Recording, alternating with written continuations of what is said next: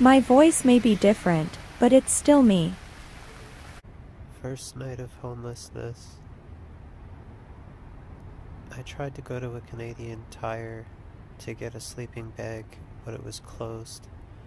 So I ended up sleeping in the middle of some park where it says that you're not allowed to be there past midnight or to set up a camp.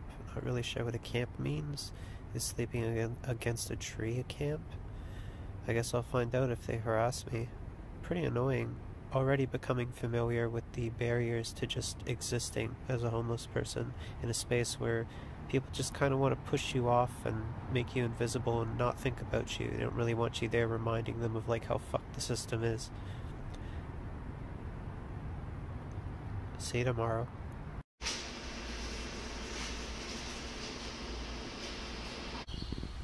It's early morning the next day. I had a really hard time sleeping because my ferret might have gotten up to poop at any moment and I didn't want them to poop inside their cage. There was a lot of people at the park I was sleeping at. All of them appeared to be either selling drugs or hanging out in some unknown mysterious way. They often bothered me, trying to sell me drugs, calling them cigarettes, and some of them tried to mess with me and scare me, and like one of them came up and was like whispering. I could barely hear fucking anything, but he was like trying to suss me out, I guess. I think he was with that group, and I just told him like, I'm homeless, I can't give you anything, I don't have anything, but he still sat down and had the audacity to tell me, hey man, can you give me some money though? And I just gave him a 20 so he would just go away. Just wild stuff. I cannot believe that so early I'm already understanding that there's just people trading drugs everywhere all of the time. And I don't know why I look like someone who could afford them. I mean, I look like a homeless wreck. I might have a couple nice things, but that's not gonna last long. We'll see what happens. A lot has happened since the last time I recorded. This is the morning of day 3 being out here. I have this sleeping bag, which unfortunately, right after I brought it, the zipper stopped working. Like, it works up to a point, and then at that point it just comes apart. It doesn't want to move any further. So I really can't afford to have shit like that happen to me. You know, I don't have a lot of money. But anyway, I was having trouble sleeping a lot because, well, I guess I just happened to pick a park where all the drug dealers and people who are fixin' hang out, and they wake you up every 5 seconds to ask you if you need cigarettes, which is probably just a code word for something, or to like try to talk to you in a manic way, like they're not self-aware that you're like trying to fucking sleep. And they also, you know, they kind of pick on you and look at you as like maybe like you're a cop there, or like someone trying to sell on their turf and shit, and so they like play around with you or develop like really train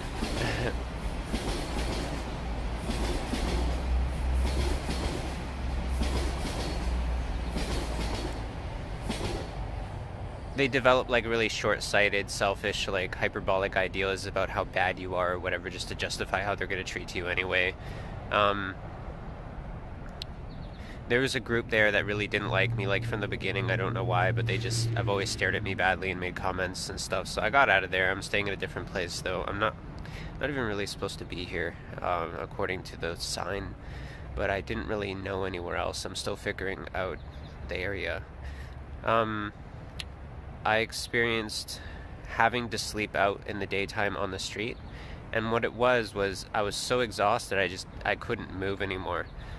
So I laid in my sleeping bag on a pile of grass to the side of the road, and I just fell asleep, trying only to keep up enough conscious energy to make sure that my pet doesn't wander out from under the sleeping bag and get away. And when I finally did get to sleep, all it was just vague, hazy memories of all the negative comments people made as they walked past me. So I can't even tell how many of them were real, because it was such a dream-like fugue state. But I remember someone saying specifically to me, Why did they leave out their noodle strainers in the doo-doo though? And I think they were referring to my dirty Crocs, which is all I have right now. Why would you say that about someone? That's just so needlessly cruel. It's like, did I make you feel bad by being poor in your presence, making you realize that your life is not like a blessing that you earned, but rather just something you luckily stumbled into?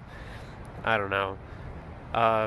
The rest of it, yeah, like I said, it's just a bunch of comments people made. Usually it was a mix between like just some kind of oddly negative remark about someone you don't know, a lot of speculating about me, laughing about me, saying like, oh, this is what I think about them, why they're there, blah blah blah. And the other part was like just people being like, I'm so sorry, or I wish I could help you, and they're just walking away immediately. Like, okay. I guess I understand. I mean, I've been there in a sense. But yeah, it's just kind of weird how people treat you like an object, like you're not really there, that you're not really human anymore, and shit like that.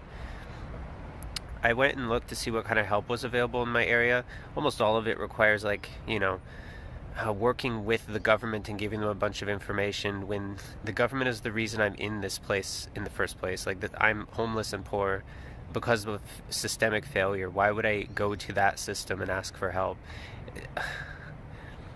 You know, I know people will say they're separate, like the people who work in these orgs are different people, but sometimes they're not. Sometimes they're just liberal managerial fucks who kind of just accept that the state's guidelines are a reasonable fixture, and that they should not just feed and house people but rather they need to follow these like strict guidelines. You know, a lot of them, they actually believe in the system. You know, they're not all like liberationists from the outside trying to change things. And I don't like their attitude a lot of the time. But I happen to run into an org that's like better, I suppose, but still. They told me basically I don't have that many options outside of that. So even though it's been really traumatic and difficult in these early days, sleeping in the cold, sleeping without a bag, even sleeping with a bag, all of it sucked. I'm going to keep on trying. Oh yeah, and there's one more experience, which was I was sleeping on a bench, and then the police came and were like, rip, rip, rip, rip, rip, rip. And I don't know, was I just supposed to assume, like, get off the bench, now normal people are coming, you rat? I mean, that's what it felt like. And all the others on benches got off too and just hid for a while, and I'm guessing they're going to go back to the bench. I don't really know. And I remembered that song, like, that's the sound of the police, and I was like, oh, yo, it's that song, Sound of the Beast. Anyways, it's like they don't want you to be anywhere. You can't sleep here, you can't sleep there, you can't sleep here. Like, just get out of sight, get out of the way, you scum. We don't want to know that you exist. You're ruining our property value. We're not going to help you, though. It's, technically the government says, like, they're doing something, so why the fuck are you here? Like, you should be treated like dirt because you haven't, like, fixed your life yet. It's just, yeah, there's a lot of thoughts. It took me a while to make this video because, like, it was genuinely traumatizing and just, yeah, difficult to get through. Thank you for supporting me and stuff, and I hope that you never have to go through this, even though, like, so far it's been lightweight, right? There's another train. This is probably normal to all of y'all.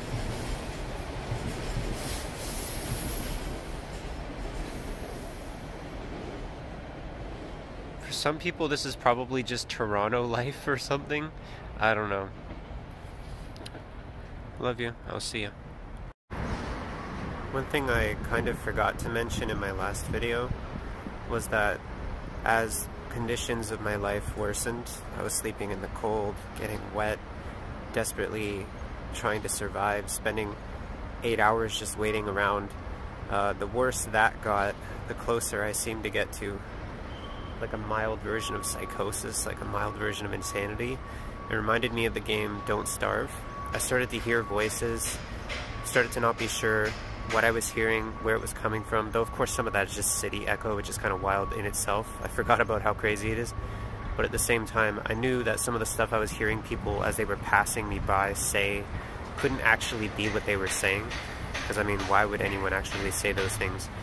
And they came across kind of paranoid, like almost everyone who would pass me was saying something about me and shit like that. It reminded me of the gang stalking meme. And I was like, oh, so that's like what causes that. Lack of sleep, stress, just being under horrendous circumstances. And it made me think about how many people who are like psychologically disturbed are only that way because no one reached out and tried to help them. Another video diary. This time we are on the 4th or 5th day. Oh, look who it is.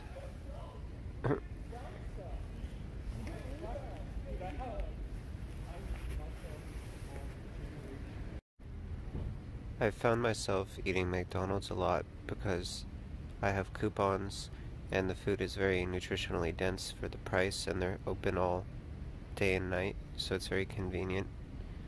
They also have bathrooms a lot of the time. I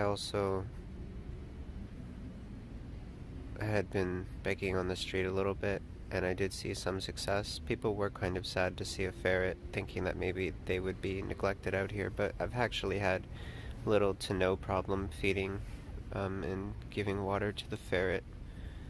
It was really nice. People offered to buy me bits of food, which I accepted, and that made it so I could feed myself throughout the day. I've got multivitamins to help cover whatever that doesn't, meet. And I got to talk to a very interesting South Korean fellow who is also homeless and listen to his story. I noticed that people who are homeless tend to be very manic and talk a lot. I don't know why. Well, I mean, I guess there's imaginable reasons. Also, another guy showed up, and honestly, he looked like an informant or something. Like, he had this nose piercing, which looked like it could be like a spy cam from the 90s. It was so obviously not just like a nose pimple or just like a normal nose ring. It quite clearly looked like it had a little bubble dome for a camera. I don't know, maybe I'm just being paranoid, but anyway, then he put on these weird goggles, which, why? Also, they seem to have wires and stuff, so I'm not really sure what the fuck was going on there. It made me really paranoid. And then when I tried to ask him, like, so what do you do? Why are you here? What's happening? He couldn't give me a single straight answer for any of it. It was very avoidant and strange. And then he got up and he put a little figurine down near a post, and I said, why'd you do that? And he said, oh, I just didn't want the signal to get interrupted. I didn't really want to do it. I'm sorry. And I was like, Jesus, what the... This is either someone who's extremely randomly paranoid in my presence, or this is someone who's like an informant who's he's like whacked out from crack, and he's just doing something for the police. And I thought to myself, if that's true, then they're on my trail, which makes sense. I mean, I haven't been that conspicuous. I could have really been way more conspicuous, but I've been so tired out here, sleeping in the cold and needing to relax my muscles after carrying this giant bag all day, that I haven't really been as careful as I could have been, trying to be more incognito and invisible. I wonder how tight of a grip they have on my location. Maybe they've done something like crack my phone. I don't know how these things work, to be honest. This technology evolves so much every day. It feels like it's impossible to just live and not be under surveillance and not be treated like a fucking subject of a kingdom. Then I ended up in this really amazing park. I'm not really sure how welcome I am here by locals, but it's probably the nicest place I've been since this started. The initial places I was at were filled with like drug dealers and drug users who wouldn't let me sleep, or who thought I was like a rival dealer. The streets were filled with a lot of negative comments and, self-pitying remarks about people not being able to help me and such. But here it's a little isolated. There's birds and trees and grass. It feels like a sanctuary. This made me appreciate a lot more the sort of intentional communities and the maintained parks in the middle of places. It made me realize that they're all kind of a purposeful design, not just something random, like no one thought to build a house here. I know it's stupid to say that. It's pretty obvious, I think, to most people, but it never occurred that way to me for some reason. Yeah, I really like it here. It's given me a chance to rest my back and my legs and everything. I think I really pushed myself way too hard in the early days. Stinky's trying to run off. I think I pushed myself super hard carrying that giant backpack everywhere, back and forth, like just really enduring the pain, and I didn't realize how much toll it was taking on me. I also, in that time, wasn't able to find a good sleeping spot without police and other people harassing me, so I was accumulating a great amount of sleep debt, and I'd been able to get a little bit of that debt paid here, which feels good, and my body feels like it's recovering a bit from the damage. I didn't realize how badly I'd pushed myself.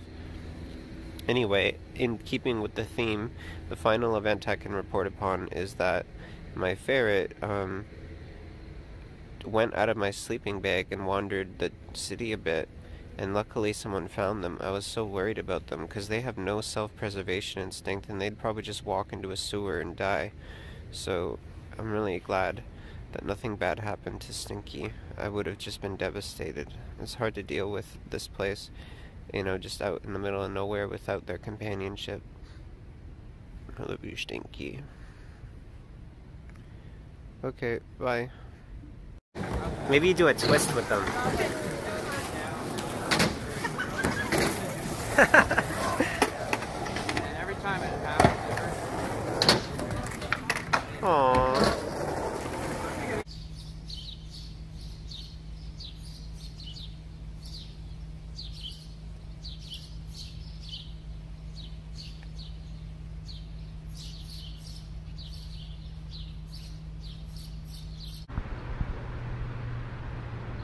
In another sanctuary, I've come to see if I can get a free shower and laundry from a social service center, because I haven't had much luck beyond using baby wipes in the bathroom of various restaurants so far, and my clothing is very dirty and starting to smell really bad. This is day 5, I think. It's amazing how your relationship to time and space changes when you have to be there present with every boring moment. I mean, it's not all boring. Some of it's dangerous or stuff you don't want to be there through, maybe dissociate or whatever. But the vast majority of it is probably needing to find something to do with the time, which you otherwise would have spent, like, watching TV or something. It's good for me, though.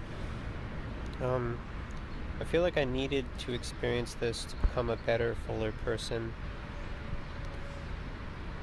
A lot of my friends have said things to me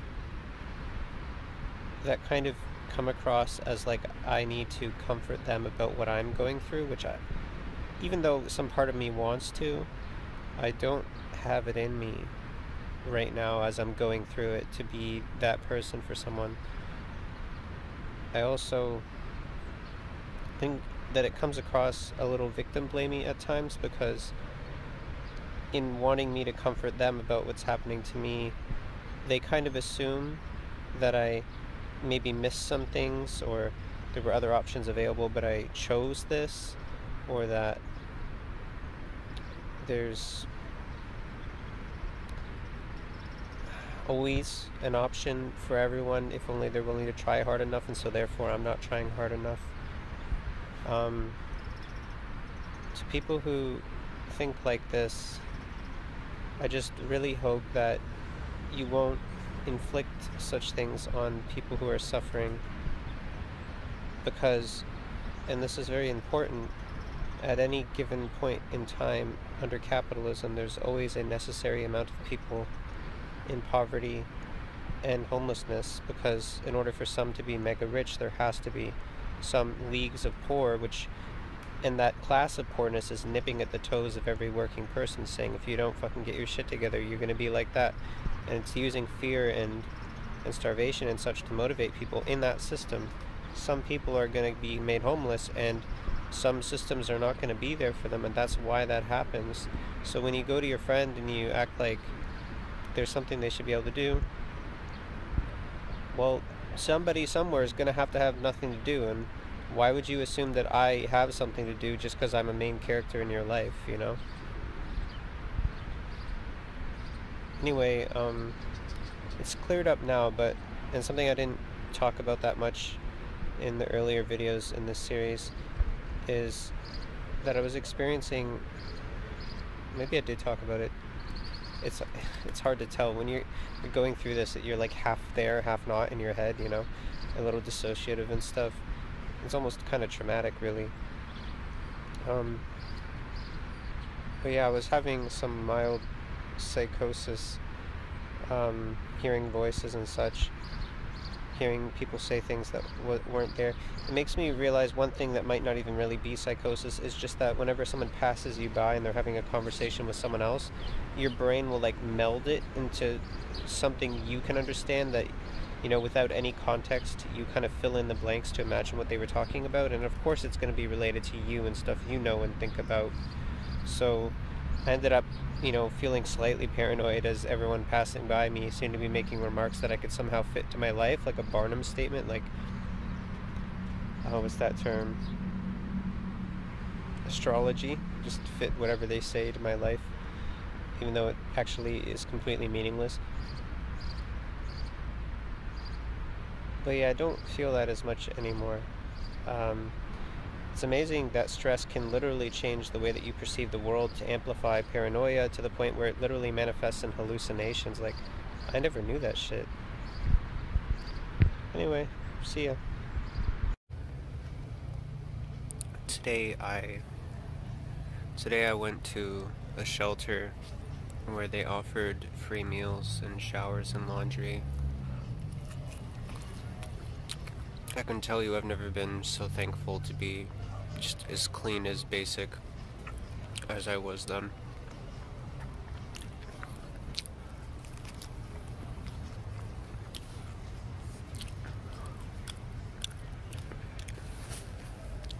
Then I ended up making my way back to the same sanctuary I was in. I think there was an awkward but tense moment with some drug dealers. I have no idea what's going on here. Maybe they suspect something of me because I'm constantly here and they're trying to do stuff.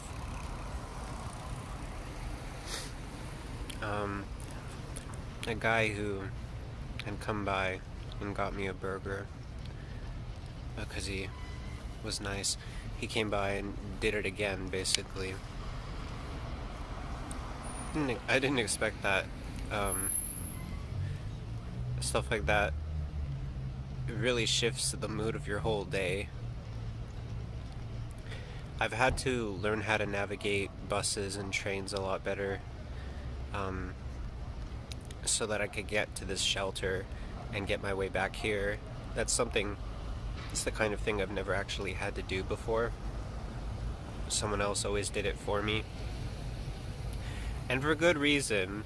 I am horribly paranoid I'm gonna get lost and inept in almost every way mentally, not prepared for the task.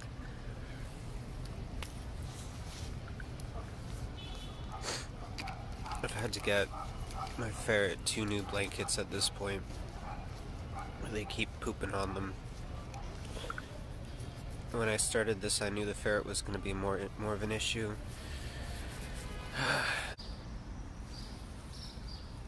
Why are we still here? Just to suffer?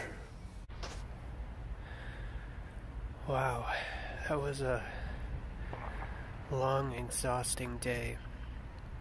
Now it's 2 a.m. So it started off, I went and I begged in 2 locations. In the first location I got about $40 after spending quite a bit of time there. On the second location, it was a rich people area with lots of expensive stores, so pretty much no one gave me anything until one really nice person gave me a 50, and then I left. All in all, I made about, I would say, the minimum wage for the amount of hours, if you consider $10 minimum wage or something. So, some don't, rightfully so probably. So that was a good start to the day, but I had left my sleeping bag back here at my home base, and somebody, whether it be residents who want me gone, or mentally unstable other homeless people, or gang members, who knows, somebody stole, and I couldn't afford that either. Like, that's an expensive item. in hindsight, I probably shouldn't have left it behind, but I just thought to myself, what kind of loser would just, like, take a sleeping bag, right? Is that not, like, can anyone understand my thought process there? Like, what a stupid thing to steal. But they did. So when I got back, it was fairly late. I was really not looking forward to a cold, shivering sleep like that first 2 nights, or I think, out here. Because it's terrifying, honestly. It changes everything, the way you think and feel, and whether you have hope, and it's just a strainful enduring of, like, this horrendous force that's happening to your body, and you can't make yourself sleep through it, and you just gotta lose sleep to it. At least that's how it is for me. I don't know if I just have sensory issues, or if that's just how it is for anyone who's not, like, near a fire or something. I mean, I wonder how our ancestors got along without fires. Probably it was a lot hotter where they were before. Anyway, after I found out about the sleeping bag, I was in a bit of a problem because I didn't have in my mental map a quick, easy route to a place which wasn't about to close, which would have a sleeping bag replacement. And I was also really upset because obviously I had made like $100 or so today begging, and that means like all I begged for that day was for nothing, because it just paid off my own bag that I lost. And I thought to myself, what if they just steal it again? Is this a sign that people don't want me here? And it just reminded me of how hostile the world is to homeless people. And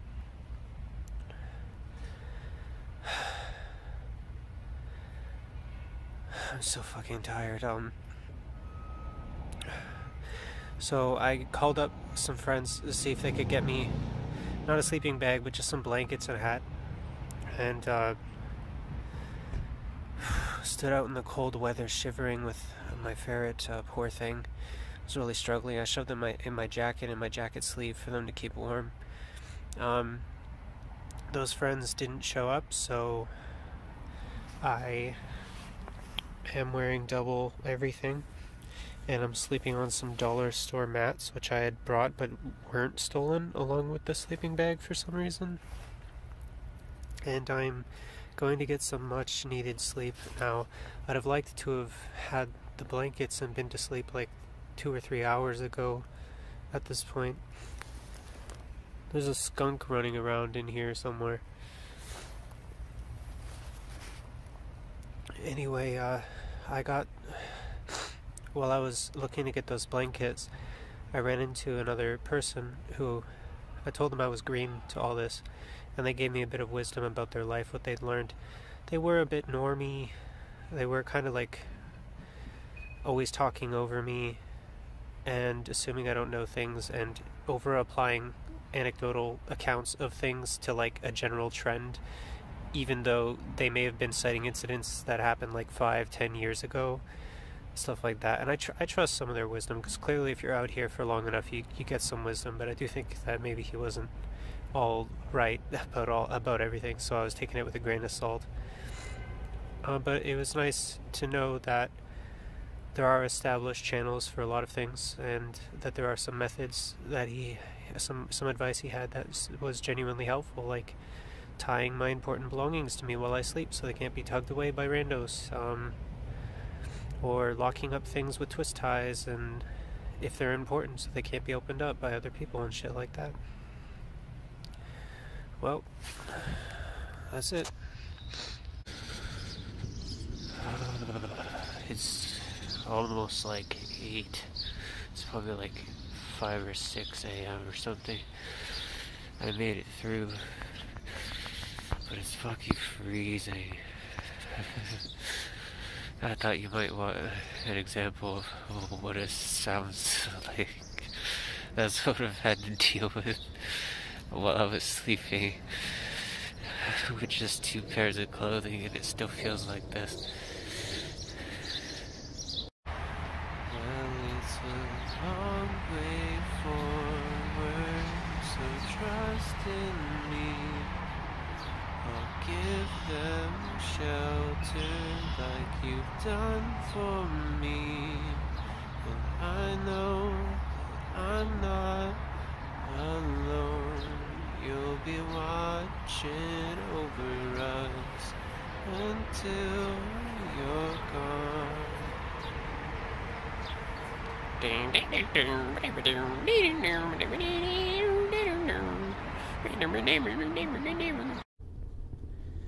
Hey, it's been a while since I recorded one of these.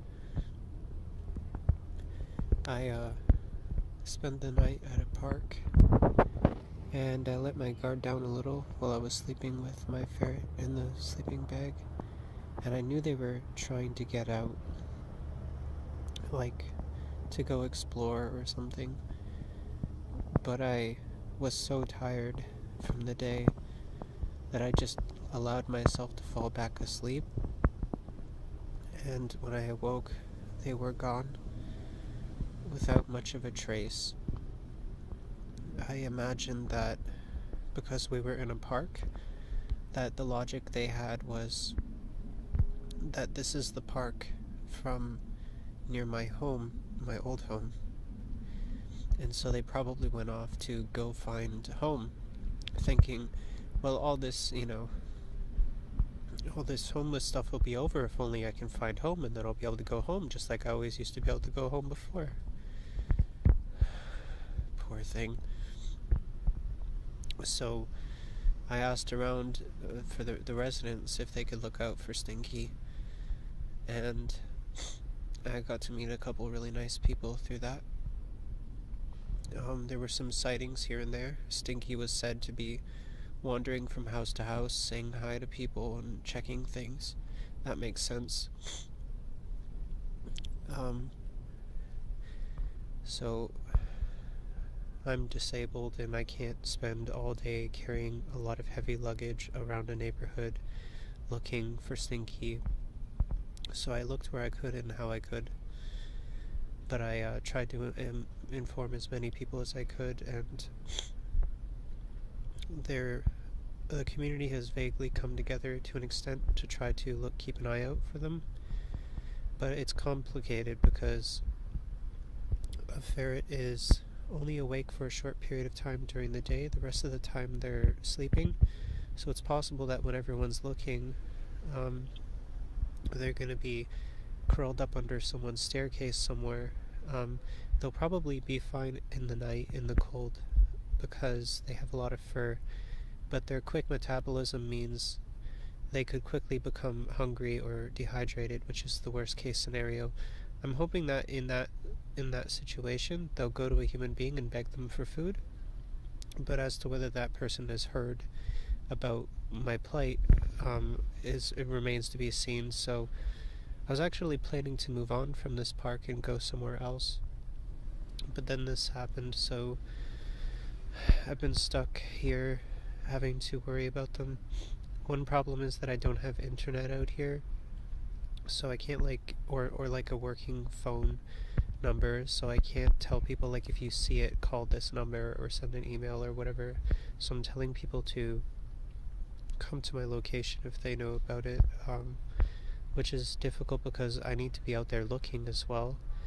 So if I go out and look, what if someone comes back into the park to tell me they'd seen them, and what if I'm not looking and I could have seen them if I was? So it's a really difficult situation. Thankfully, there's been a bit of help around. I never really knew.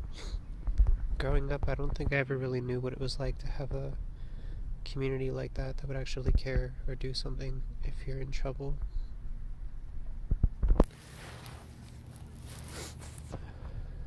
At least not one that I benefited from that much.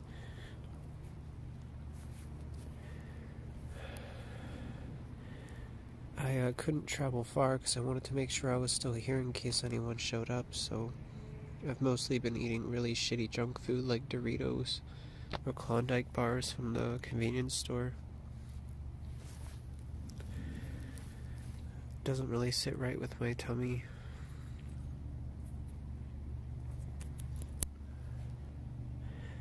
I'm gonna try to get some rest. I assume that Stinky's hungry about now, but it's late, so I'm not sure who they'll run into. I'm not sure where they would get water either. I don't think there are any sources of water nearby. There were puddles earlier, but they've probably all dried out at this point. I'm worried about them, but I have a feeling they're gonna look for people when they're in real trouble. They're not just gonna curl up and die, so my initial worries about them were that they would do something really stupid, like crawl into a sewer grate or I don't know, something stupid like that. They are not very intelligent, or they don't have a self-preservation drive, and there are creatures around at night that would probably want to eat Stinky, and they're so docile and naive about the world that they probably wouldn't fight back much beyond hissing. They could hide in a hole. Well, I hope it all works out, but if not, I guess you'll know soon. So, after a long process, the whole neighborhood came together essentially, and they helped find Stinky, but the person who ended up finding them wasn't quite sure what to do with them or how to take care of them, so they brought them down to a animal shelter, which was actually quite far away. I had to take a lot of subway stops there, and it was almost closing, so I could have missed them. But luckily I got there in time, and so I guess little Stinky here has been on their own homeward bound adventure, except they didn't come back home. But yeah, like they've been on a whole adventure now on their own. Solo Stinky. Just feeding them a bit of stuff before we get moving. I might go see a movie at the theater today at Silverdale, just because I feel so stressed and relieved, and I just need one win today. I'm so exhausted from trekking all over. But it was pretty amazing to see the community come together like that, including someone who got me this carrying case, which is way better than lugging that giant hiking backpack everywhere. Also got a new sweater from a nice old woman. It's not really my style or anything, but I don't really care. It's more like substance over style at the moment. I can't tell you how good it feels. I'm so relieved to see Stinky. And I wonder if they're gonna run away again, you know? I wonder if that was something they considered fun, because when I finally found them, when they're at the vet, or at the animal shelter, Stinky was so skinny and frail and unwell, but they were really happy to see me, and when I gave them food, they were happy to eat right away. Hey, what are you doing? As you can see, I'm not very experienced in managing sunburn and such. That happened to me during the first 2 or 3 days. Actually, I've been much better about it now. I actually have sunscreen. What else happened? Yeah, it's been basically 1.5 days since Stinky was gone. They spent the whole night out, and I wonder how they survived out there. They have a fast metabolism, but I believe they can survive at least like 3 days without food. I figured as soon as they got hungry, they were going to start sniffing at the toes of every human that passes by expecting food, because they're not exactly a wild animal. Okay, luckily that's exactly what happened, I guess. They got pretty far. They went like 4 blocks away. Like, I didn't expect that, honestly. But I figured when they get hungry, they would just keep going and going until someone will give them attention and food. So, luckily they're not a wild animal. Otherwise, they might have just lived in a storm drain for a while and would have never seen them. I've never known what it was like to have a community that would come together like that to like find a lost animal. It's just unimaginable to me, because I grew up in, well, I did have that one neighborhood that was kind of chummy, but I don't know, I never saw the benefits of a neighborhood or a community that directly before. It really kind of made me feel attached to the people there. I've almost kind of become a character in their neighborhood. It's too bad that eventually I gotta move on. I gotta go see some more sights, you know. On the subway here, I saw my old childhood home.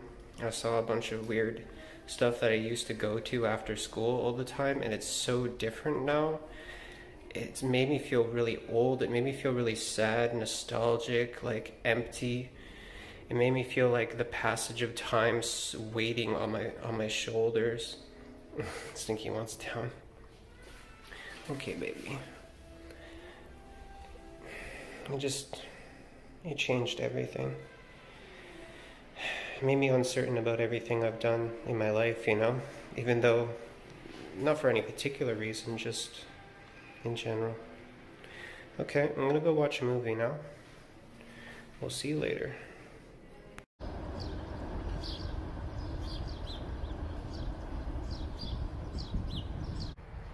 Camping out here at the edge of Yorkdale Station in the middle of a gigantic empty field. I always kind of wanted to come here, as I'd passed by it a lot and wondered if it would make an interesting camping spot. It's a nice beautiful view of the sky, low light pollution, I assume, and very quiet. Stinky is really peaceful here. I have some writing and drawing I can do, and I've planned to call a friend at some point and hang out for a little bit. It's my gigantic carrying case. Anyway, see you in the morning.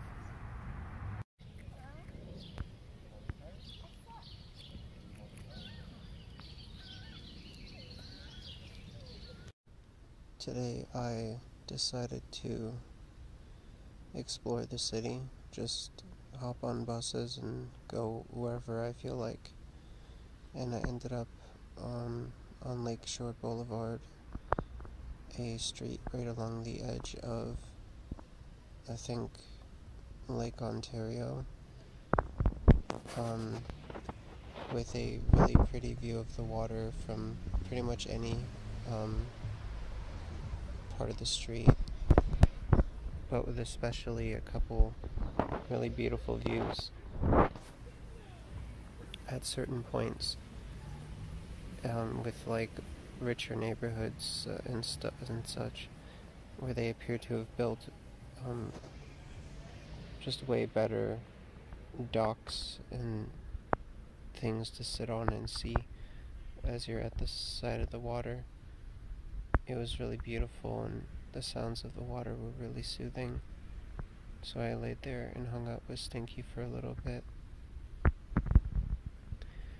Then I went to the nearby park, where I got to play and show Stinky off to a bunch of people, and a very kind person, after getting to know me a little bit and seeing that I was very kind with my ferret and showing the ferret to their child, gave me $100, and I have no idea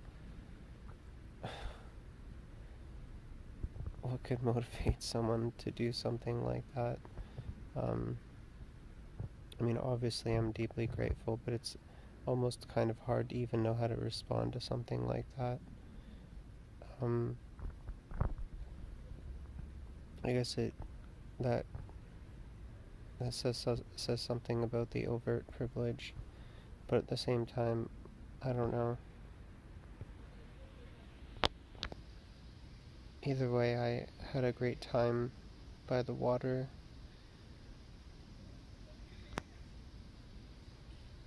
Actually, I would have liked to sleep there, but I figured the rich residents probably wouldn't be as tolerant of me, to be honest.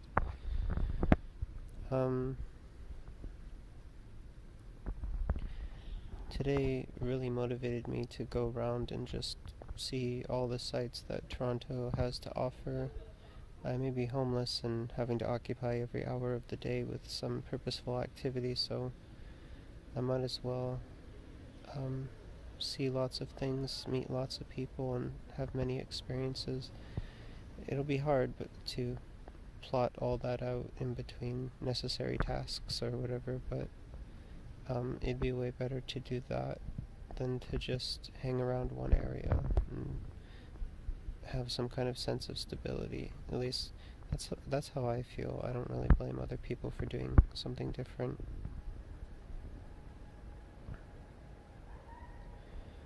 Tomorrow I'm going to try to go to a native reserve that is unceded territory, and I'm gonna tell them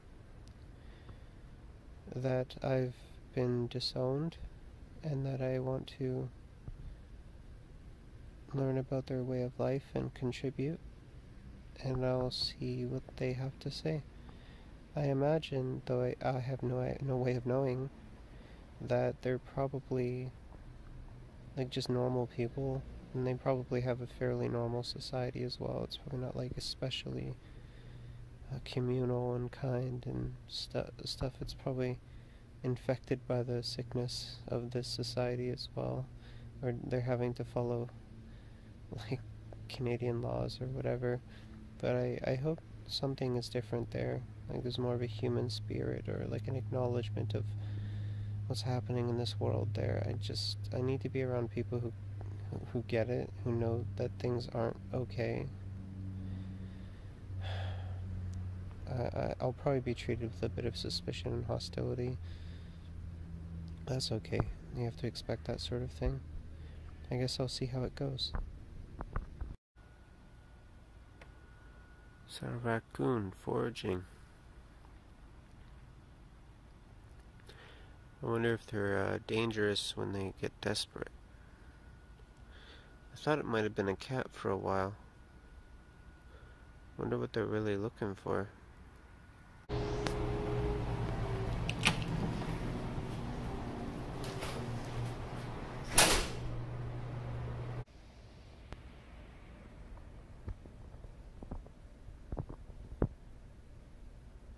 Something that I've really noticed out here is that of all the ways to be homeless, I've obviously been given one of the better ways.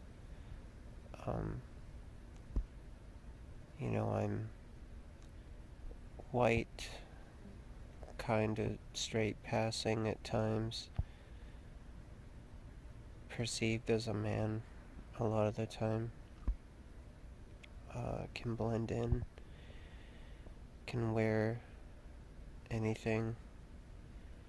I seem mentally competent or there or non-aggressive, and being a white person, I just go into a neighborhood, and even though they are suspicious of me, they give me way more leeway to do strange things or to make mistakes.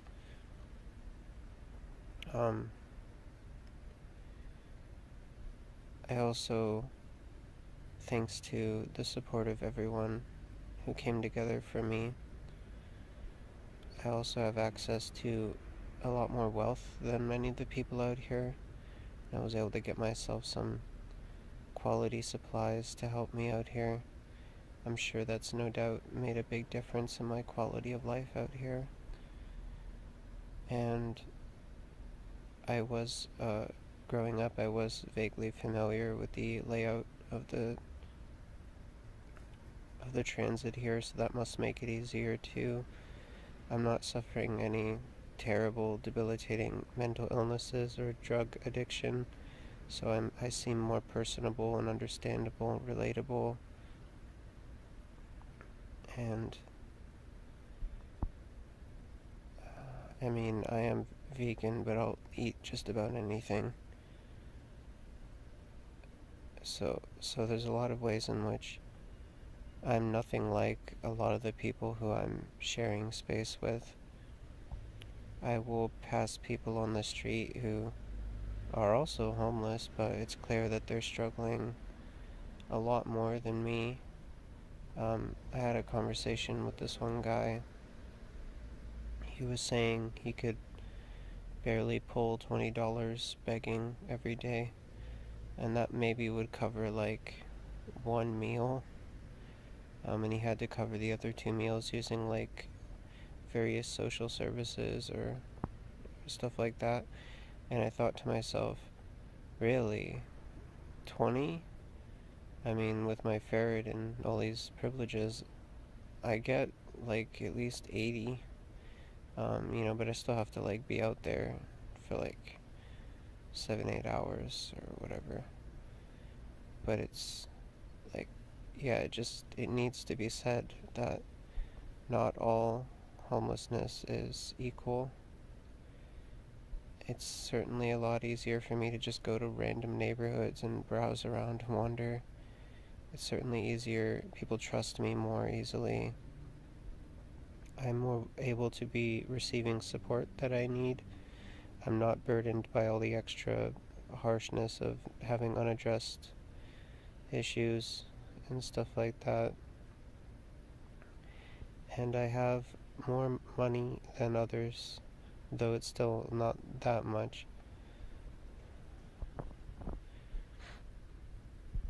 I don't want to make this series and pretend that, I've suffered and struggled to an equal degree as others, though I have suffered and struggled in my own ways.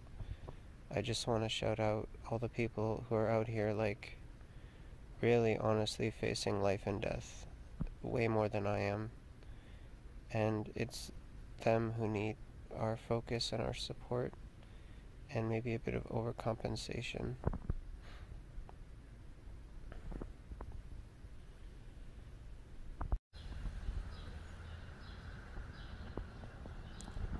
There's a coyote resting in the park. A coyote that's well known for being in this neighborhood.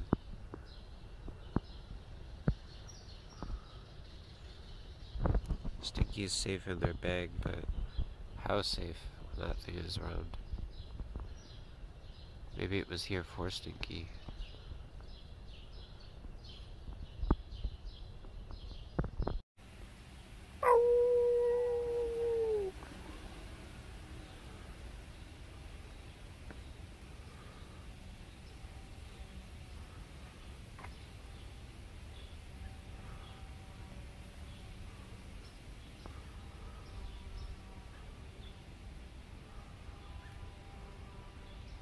It's been a while since I did one of these, hanging out under an umbrella, vaguely raining.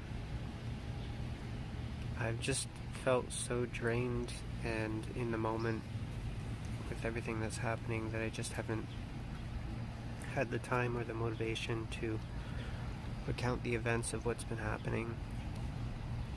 Stinky's eating down there.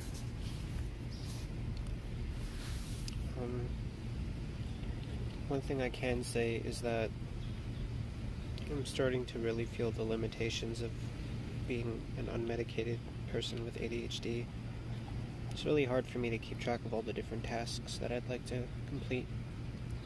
Even if I do write them down and stuff, sometimes I just forget to check that I wrote them down, or I miss one part of my routine, and it ends up kind of messing me up for the day. I just miss one thing I needed to do, and then it just starts piling up. I'm missing one thing after another because things weren't going as expected. I didn't realize I needed such a strict schedule. I guess it kind of makes sense. And when it goes wrong, it seems to screw up the whole day. What else has happened?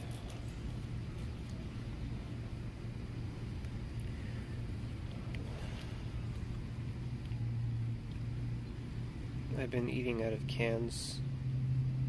It's kind of gross, but it's cheaper than eating out all the time.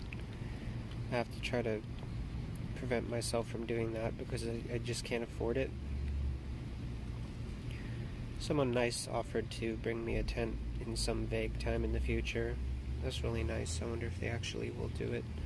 Also wonder if anyone here will get upset at me for setting up a tent around here.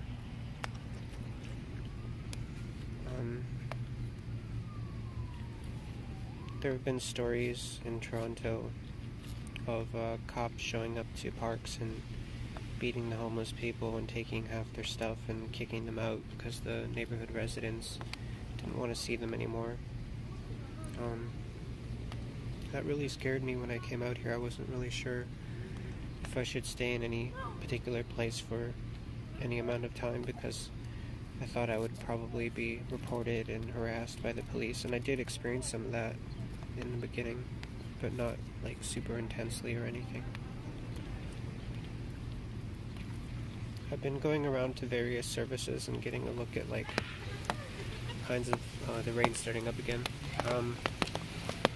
Getting a look at various services around here for people who are houseless, and seeing what they offer and what they want from me to give me that help. A lot of them want you to identify yourself and sign up and be inserted in their computer and start integrating yourself with state-managed plans for job retraining and resource acquisition. I don't want that kind of help. I'm out here because the system is broken, and I want to find a way to contribute to making it not broken. I don't want to assimilate into a broken system. I have to be part of the solution. I can't just look after myself and fall in line. I'm just not going to live like that. It's a shame Stinky has to come along with me on that journey, though.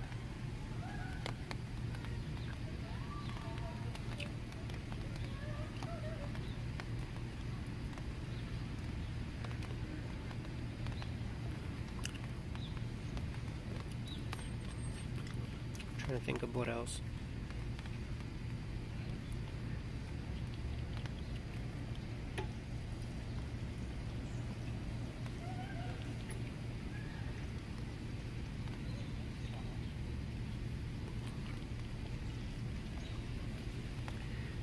I really miss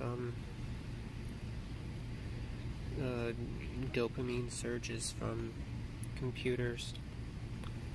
I miss being able to pass the time by tuning out and doing something super engaging and distracting. But at the same time, I'm kind of glad I can't do that anymore. I'm kind of glad that's gone, because it forces me to be present with the situation that I'm in, and that leads me to a kind of difficult but necessary meditation, especially when I'm in nature, which I'm forced to be in nature a lot, as you can imagine.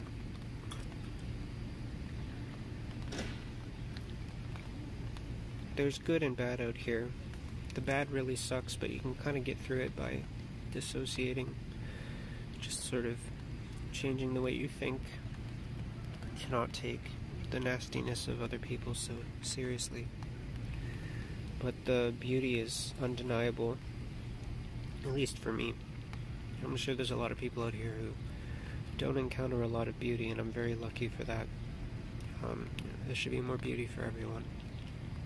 But I've met a lot of really kind, supportive people who listen and care and understand what I'm going through and feel bad and want to do something. And that means a lot.